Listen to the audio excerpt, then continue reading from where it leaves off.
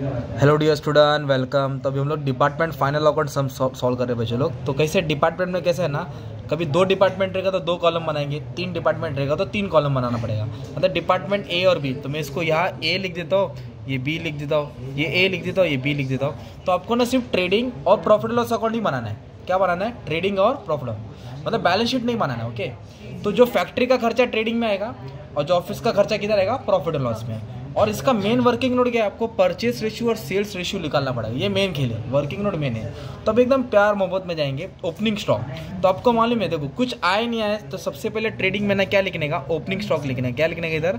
Opening stock. अगर debit होता है ना तो क्लोजिंग स्टॉक क्या आएगा? आपका क्रेडिट होएगा। क्लोजिंग स्टॉक क्या आएगा?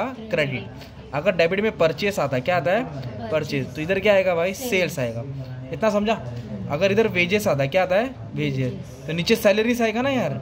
वेजेस फैक्ट्री वाले को मिलता है, सैलरी ऑफिस वाले को मिलता है। चलो और एक नाम ले लेता हूँ। मान लो अगर इधर कैरेज इनवर्ड आएगा, क्या आएगा? Carriage inward. इधर क्या आएगा? Carriage outward. क्या आएगा? Carriage outward. अभी हम लोग को सम देखना पड़ेगा क्या दिया, उसके हिसाब से आएंगे। तो सबसे पहले ओपनिंग स्टॉक दिया और देखो बांट के दिया है। ए का 60 है, बी डिपार्टमेंट का 90, तो इधर 60 लिखेंगे और इधर 90 लिखेंगे। सो सिंपल है ना। फिर बोला है परचेस, तो परचेस भी डेबिट में आएगा। परचेस भी किधर आएगा? डेबिट। परचेस का अमाउंट है 3,60,000 और 5,40,000, तो इधर लिखेंगे 3,60,000, इधर लिखेंगे 5,40,000।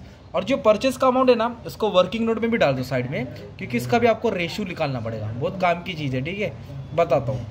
ये अमाउंट को मैंने लेफ्ट में भी लिखा, okay, it is a part of working note. फिर उसके बाद आपको सेल्स दिया है, तो सेल्स इधर नहीं आएगा ना। सेल्स किधर आता है? मतलब क्रेडिट साइड आएगा। किधर आएगा? क्रेडिट।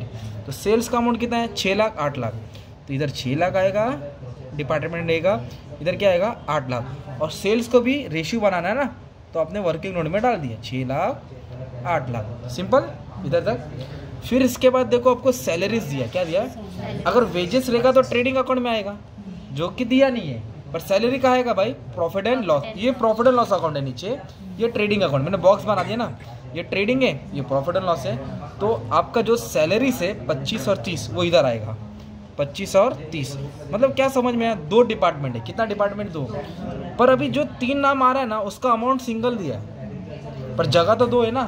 तो ये सिंगल को आपको बांटना है, डिवाइड करना है, रेशियो में बांटना है। तो पहले नाम लिखते हैं। Advertisement expense, rent, general expense, ये सब ऑफिस का खर्चा है, ये सब इधर ही आएगा। तो पहले तो पहले मैं क्या कर देता हूँ? लिख देता हूँ क्या क्या नाम है। एडवर्टाइजिंग एक्सपेंस दिया है, ओके, एक ऐड का एक्सपेंस दिया है। फिर रेंट दिया है। क्या दिया है? रेंट दिया है। फिर जनरल एक्सपेंस दिया है। क्या दिया है? General expense. तो हमने क्या कर दिया, इसका सिर्फ नाम लिखा है, अमाउंट नहीं लिखना है, क्योंकि अमाउंट को अपने को बांटना है। ओके, अमाउंट को क्या करना है? अपने को बांटना है। तो अभी इधर एडजस्टमेंट दिया पढ़ते। तो इतना करने के बाद ना एक एडजस्टमेंट पढ़ के तुम्हारा काम आसान करता हो। इधर देखो कॉमा है और एंड है, एंड है तो रुकने का। ये लाइन पढ़ता हो, रेंट इक्वली, मतलब जो रेंट है ना 20,000, उसको इक्वली बांटना है। इक्वली का मतलब क्या हो गया? आधा आधा। तो रेंट का अमाउंट कितना है भाई? 20,000। रेंट का कितना है? 20,000। तो रेंट को कैसे बांटना है? इक्वली। तो 20 का आधा कितना होगा? 10,000। सिंपल। कैरेज आउटवर्ड नहीं है, डैश, तो डैश मार दो। अगर डिस्काउंट अलाउ एक नाम है, वो आता ना डिस्काउंट अलाउ, तो डेबिट में आता, और डिस्काउंट रिसीव आता तो किधर आता? क्रेडिट में। तो अब नहीं है तो इसकी बात नहीं करेंगे। अब सवाल है ना, ये काय के लिए लिखा है, राइट? इससे आपको रेशियो बनाना है। क्या बनाना है? तो सेल्स का अमाउंट कितना है? 6 लाख 8 लाख। अगर मैं इसका 50 काटता हूँ तो क्या बचेगा? 6 और 8 बचेगा। ये देखो दोनों 2 के टेबल में आता ना, तो 2 के टेबल में 6 3 बार जाएगा और ये 4 बार जाएगा। दोनों को 2 के टेबल से डिवाइड किया, तो रेशियो कितना है? 3:4 आ गया। तो रेशियो कितना आ गया? सेम। अभी आप लोग परचेस का बनेंगे, तो ये थोड़ा नंबर अजीब दिख रहा है, टेंशन मत लो। 4040 गया, तो 36 बचेगा और 54 बचेगा, है ना। और ये दोनों 6 के टेबल में जाता है। किसके?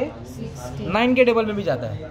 तो चल 9 का, तो 9 का लो, तो 9 के टेबल में, ये 9 के टेबल में 4 बार जाएगा और 9 के टेबल में ये 6 बार जाएगा, है ना। 9 6 54 और ये 9 4 किसके टेबल में गया? 9। ये 4 और 6 ये और कटेगा, हाँ, तो 2 के टेबल में आएगा। किसके टेबल में?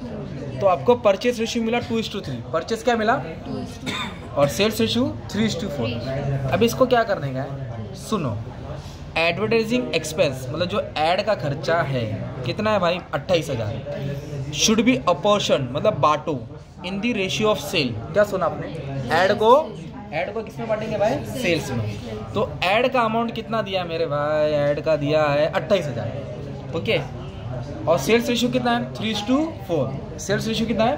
3:4। तो कैसे बांटेंगे मालूम है क्या? कैल्सी है क्या? नहीं, क्योंकि तुमको कैल्सी अलाउ है ना, तो कैल्सी में समझा पाऊँ। तो 3 और 4, तो पहले इसको ऐड करो। 3 और 4 कितना होता है? 7। तो इधर लिखने का 28,000 डिवाइड बाय 7। तो 7 से डिवाइड करके कितना है? 4,000 है। अब ये 4 को एक बार 3 से मल्टीप्लाई करेंगे और ये 4 को एक बार किससे करेंगे? 4 से करेंगे। तो 4 3 12 और 4 4 16। कौन सा रेशियो था? 3:4। ओके, अभी क्या दिया इधर? General expense in the ratio of 2:3। General expense को कौन से रेशियो में बांटना है? 2:3। कितना अमाउंट है? 60,000। कितना अमाउंट है? 60,000। तो कैसे बांटेंगे? 2 और 3, 2 और 3 कितना हो गया? ऐड करो 5। 60 को 5 से क्या करेंगे? डिवाइड। 12,000 है।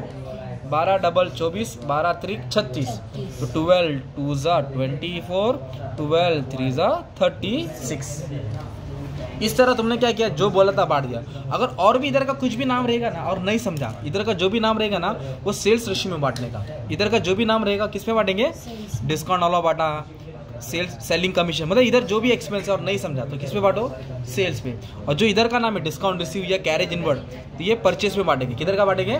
तो इधर का आइटम किधर जाएगा? सेल्स, और इधर का आइटम किधर जाएगा? परचेस। फिलहाल सब में और कुछ दिया नहीं है, तो इसको एक चीज़ और है भाई, क्लोजिंग स्टॉक नहीं लिखा मैंने। देखो 20 और 80 कितना है? ओपनिंग डेबिट में आता है, तो क्लोजिंग किधर आएगा? क्रेडिट में। इधर लिखेंगे 20, इधर क्या लिखेंगे? 80। मतलब सम इतना खत्म हो गया, तो इसको बैलेंस कर सकते हैं। तो बैलेंस मतलब टोटलिंग होता है। तो कैसे सॉल्व करेंगे? ये टोटल से ये टोटल माइनस कर दें। तो इसको ऐड किया तो 6,20,000 आ रहा है। कितना आ रहा है? ये 4,20,000 है। कितना ये? तो ज़्यादा कौन सा? 6,20,000 लिखो। 6,20,000, 6,20,000, 6,20,000 में 4,20,000 गया तो अपने को 2 लाख मिला। कितना मिला? 2 लाख। तो इसको बोलेंगे ग्रॉस प्रॉफिट। क्या बोलेंगे इसको? Gross profit carried out. Okay, same इसको बैलेंस करेंगे। ये 8,80,000, कितना ये? 8,80,000। हाँ, उसमें से दोनों चिल्लर माइनस कर देंगे। ओके, 5,50,000। तो कुछ अपना को आंसर आ रहा है 2.5 लाख। कितना आंसर आ रहा है? तो 8,80,000 दोनों तरफ लिखेंगे। ये जो ग्रॉस प्रॉफिट है ना, उसको ये यहाँ ट्रांसफर करेंगे प्रॉफिट एंड लॉस में। ग्रॉस प्रॉफिट को कहाँ ट्रांसफर करेंगे? इस तरफ करेंगे। तो इधर लिखेंगे by gross profit brought down. कितना है? 2 लाख है और 2.5 लाख है। अब इसको बैलेंस करेंगे ना, तो ये 2 लाख है आपका, ठीक है। और ये कितना है? 2.5 लाख है। तो पहले एक को सॉल्व करेंगे। ये 2 लाख से ये तीनों चिल्लर क्या करेंगे? माइनस करेंगे। ये कुछ आ रहा है, मान लो 671 आ रहा है। तो 2 लाख ज़्यादा कि 71 ज़्यादा? 2 लाख। तो इधर आपको नेट प्रॉफिट मिलेगा। क्या मिलेगा? तो आपको आया मान लो 1,29,000 है सपोज। फिर ये टोटल से टोटल क्या करेंगे? माइनस करेंगे। तो 2.5 लाख ज़्यादा है। 2.5 लाख में से चारों माइनस किया ना, ये 2.5 लाख में से चारों माइनस किया तो आपका आया 1,58,000। तो ऐसा तुमको ये छोटा सम है, बड़ा सम आने वाला एग्जाम में। कैसे आएगा? बड़ा सम। तो आपको बड़ा सम है, पोस्टिंग करो, ये 2 रेशियो निकालो, जो बांट पाए बांट दो। टैली ने क्या बाकी का छोड़ दिया, तो 20 मार्क का भी सम आएगा, तुमको 13-14 मार्क्स जमा है। और जो बच्चा पूरा करेगा आउट ऑफ भी मिलता है। ठीक है, थैंक यू वेरी मच।